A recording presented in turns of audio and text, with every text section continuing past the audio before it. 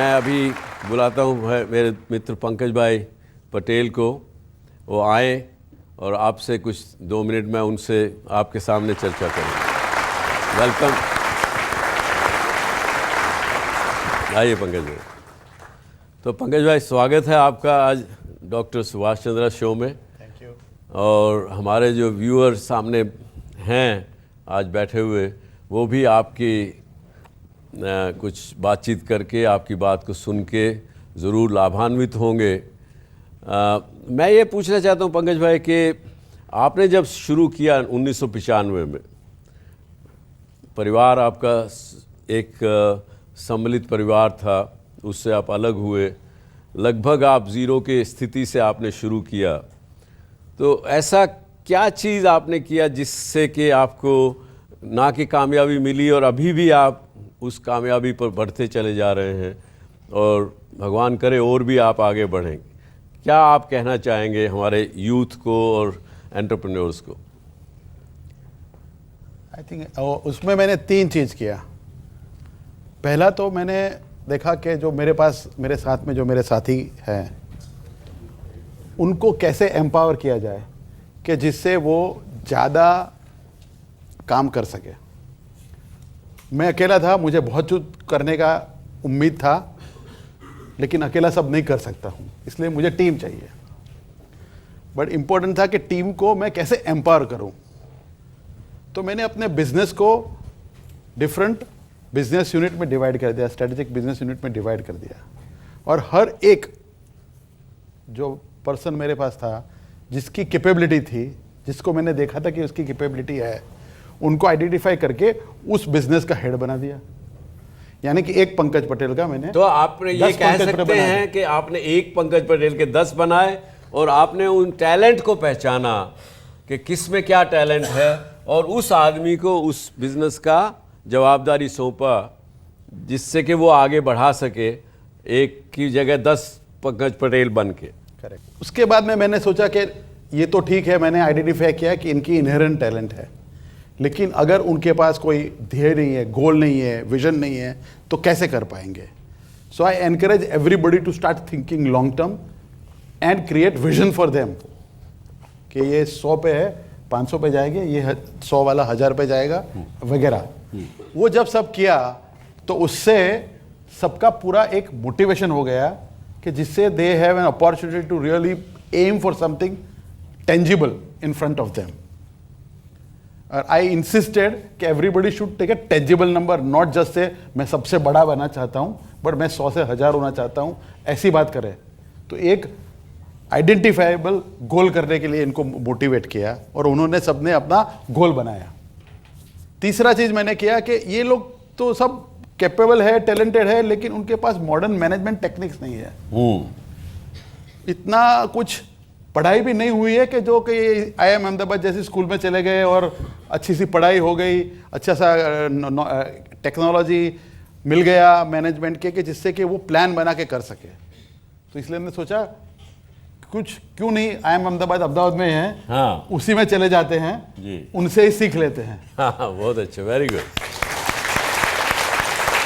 और सबको तकरीबन 1 महीना तक ट्रेन किया यहाँ पे with all the talented faculty here to really understand the business and also working on strategy and implementation plan. But what was the most important part is that because मैंने अपने साथ करने वाले को अपॉर्चुनिटी दिया, तो उनका कमिटमेंट वॉज वेरी हाई। और अल्टीमेटली बिजनेस में जो भी आपके पास टैलेंट है, if it is not committed to your work और your business, even if is the best talent, he will not produce the best. जी, वो 2 वे स्ट्रीट है, it can not be done 1 way, it has to be, and that is what we did, and I think that's where we are now today. That's wonderful. तो दोस्तों, आपने देखा कि पंकज भाई ने किस प्रकार से टैलेंट को आइडेंटिफाई किया, उनको राइट प्लेसमेंट किया, और जहाँ ज़रूरत पड़ी उन्होंने उनको ढंग की ट्रेनिंग भी दे करके और आगे इस मुकाम तक पहुँचे हैं। आगे और भी आगे बढ़ेंगे। इससे पहले कि आगे हम इस शो को बढ़ाएं, मैं चाहूँगा कि आप में से कोई प्रश्न पूछना हो पंकज भाई से, तो ज़रूर प्लीज़ पूछिए। हाँ, yes please. Sir, talent management से ज़रा सा हट के क्वेश्चन है, आप दोनों के लिए पर्सनल क्वेश्चन है। यूजुअली बिजनेसमैन या बिजनेस टाइकून या पर्सनालिटी की लाइफ में दो टर्निंग पॉइंट्स आते हैं, एक मैन मेड जो अपनी गट्स फीलिंग से वो लाता है, और दूसरा God made divine spiritual signal आपको मिलती है। आप दोनों की लाइफ के ऐसे कोई दो टर्निंग पॉइंट आप डिस्क्राइब कर सकते हैं? I think ultimately it is all hard work. So you have to understand that without hard work nothing is going to happen. So there is no magic key which will open the door for success. Ultimately it is your hard work which is going to be the most important. But only hard work is not enough. So you need to really think, create strategy, create implementation to make whatever your dream comes. But most important part is people want to do something which other person is doing, but what doesn't want to do what is in the inner tell you that I want to do this. You might be a medical doctor, but you want to start a restaurant. There is nothing wrong in it. But the point is that I am a doctor, I have to do only medical practice. That is the kind of thing which we have in mind. See, education is there and it's very important, but that is basically developing yourself. It does not mean that you have to only practice that. You might be a commerce graduate, does not mean you cannot become an engineer. And you can be an engineer, you can become a banker. Both are possible. The question is, what you really like is what you should do.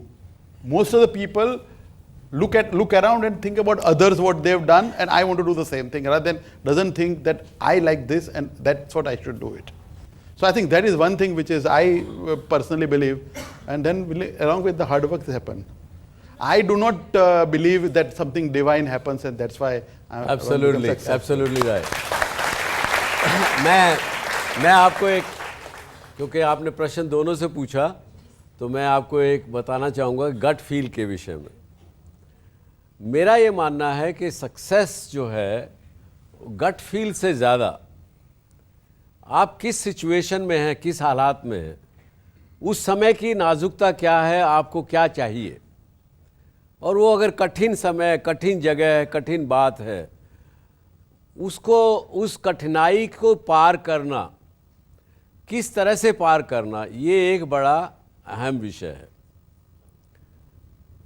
मैं ये बताऊंगा कि मुझे जब मैंने 1969 में 69 में जब अपना परिवार का बिज़नेस टेक ओवर करके शुरू किया, जो कि फूड ग्रेन प्रोसेसिंग का था, वर्किंग कैपिटल नहीं थी परिवार के पास, मेरे पास, तो एक ज़रूरत थी इस प्रकार की कि वर्किंग कैपिटल नहीं है तो दाल मिल कारखाना कैसे चलेगा। तो ऐसे विचार में आया कि फूड कॉरपोरेशन के पास रॉ मटेरियल है जो कि वो ख़रीदते हैं, मिनिमम सपोर्ट प्राइस के ज़रिए ख़रीदते हैं, फिर ट्रेड में बेचते हैं, क्यों ना मैं उनसे कहूं कि वो मुझे दे दें, मैं उसको अपग्रेड करके मिलिट्री के लायक बना के आपको वापस दे दूंगा, अपना लेबर चार्ज ही ले लूँगा। तो वो इनोवेशन, चाहे इसको गट कहें, चाहे necessity is mother of invention कहें, वो हुआ, उससे हम आगे बढ़ते चले गए। और दूसरा जो आपने कहा कि कहीं पे कोई कॉस्मिक इंटरवेंशन क्या कुछ होता है क्या कामयाबी में, शायद होता होगा ज़रूर, क्योंकि मैं ये मानता हूँ कि यदि अगर आप अपना